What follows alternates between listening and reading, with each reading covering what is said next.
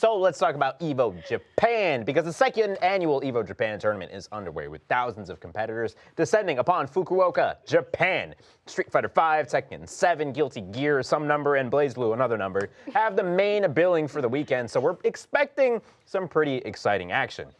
Joining us today to discuss EVO Japan is esports journalist Amanda Stevens. Hey, Amanda, how's it going? Pretty good. How's it going? I'm in LA right now. Yeah, no, I'm glad you made it over. I was following that saga very closely. Looks nice and warm. It does. Is it warm over there? It's not. It's like 60 degrees, but it's like raining.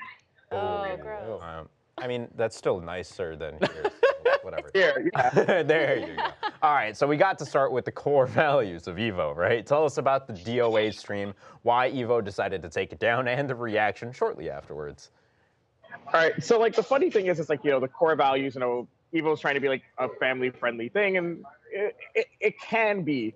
But we all know Dead or Alive. Dead or Alive is a game that has jiggle physics, right? Like, you set your age to a specific number, and boobs bounce up and down like water. Right. And DOA did more of a gameplay reveal. The last time they had done one, I think, was at EVO in August, and it was a pretty. Watching it again now, it's a pretty interesting thing because this isn't too bad. All right, this is kind of. But then I don't even know if you guys can go to the next clip.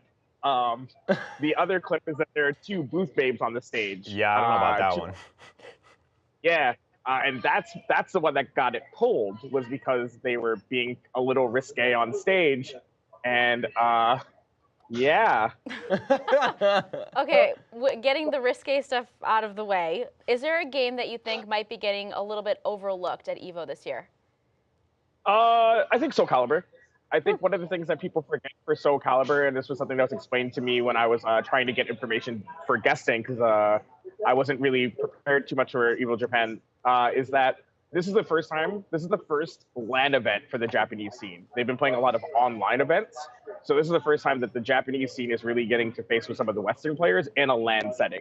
Because Soul Calibur doesn't have a tour or anything yet, so a lot of the Japanese players haven't felt the need to like fly out to some of the other events that were having Soul Calibur. So like no Japanese players went to like the Soul Calibur event at Canada Cup, right? So I think it's really interesting that we're gonna get to see some of the Western players play these Japanese online grinders that, we'll get our first sort of big Soul Calibur event, I think. Finally, yeah, I think that makes sense. Of course, Soul Calibur has been underserved for quite some time now. And of course, there's all that stuff with DBFC, but for a different time. Mm-hmm. So let's talk Tekken 7 here. There was a bit of lull in news for the game after the Tekken World Tour. So do you think Tekken's going to be able to maintain its hype at EVO Japan? I think Tekken's always going to be a hype game. I think I've said this before. I think Tekken 7 is probably the hypest esport to watch. You've got the big damage, the graphics are really good, the particle effects are amazing, the sound of hits happening are very almost MK-esque of like a hit in Tekken sounds like a hit, right? And so Tekken will always be a hype esport.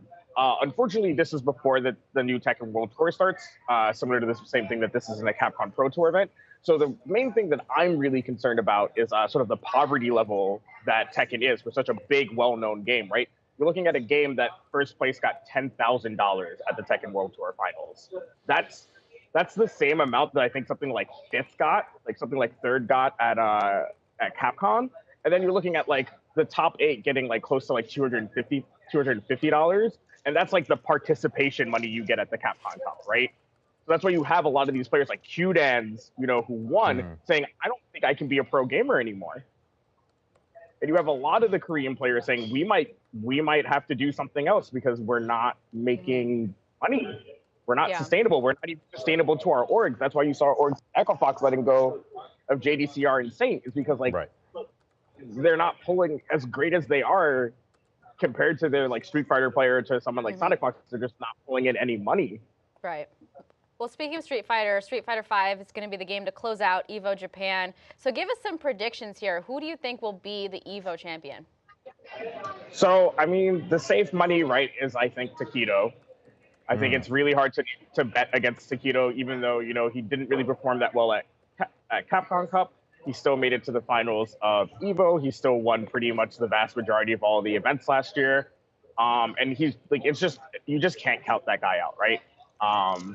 I do think Itazan is looking pretty good. He looked really good at Capcom Cup, and there really hasn't been an event since then.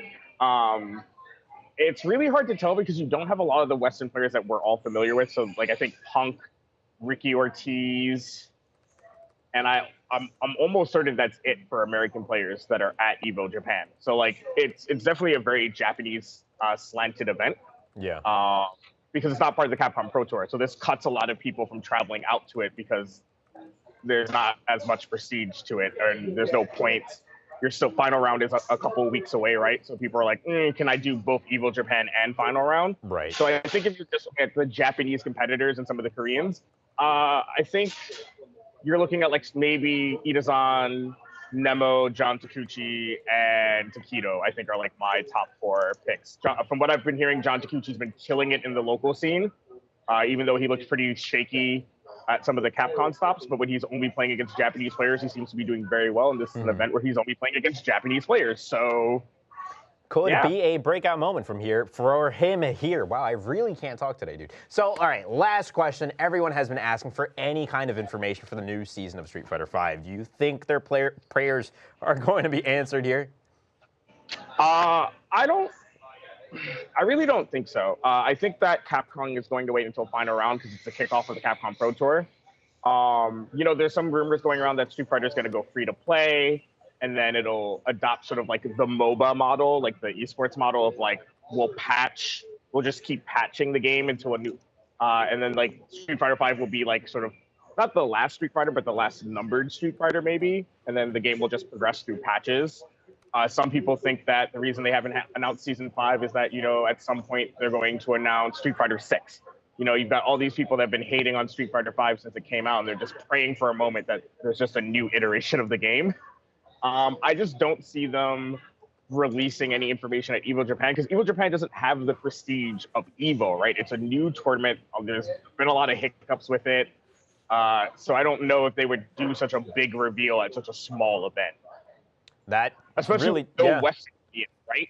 Yeah. Right, like the Western audience has to be up at like 3 a.m. to like watch matches, like 3 a.m. like Eastern time. So I don't think they would use an event that completely isolates part of their market from getting the information as it's happening. You kind of save those type of announcements, I think, for your E3s or, like I said, final round, EVO, right? Like places where your whole is going to watch it. Right, EVO. Like you said, it's going to be at 3 a.m. Eastern time. It's going to be quite late for us on the East Coast and pretty much everywhere else in the U.S. But like you said, we're going to have to keep our eyes peeled for the best of the best Street Fighter and Tekken and some more action. Well, thank you so much, Amanda, for stopping up by and helping us figure out EVO's core values, because we were definitely confused.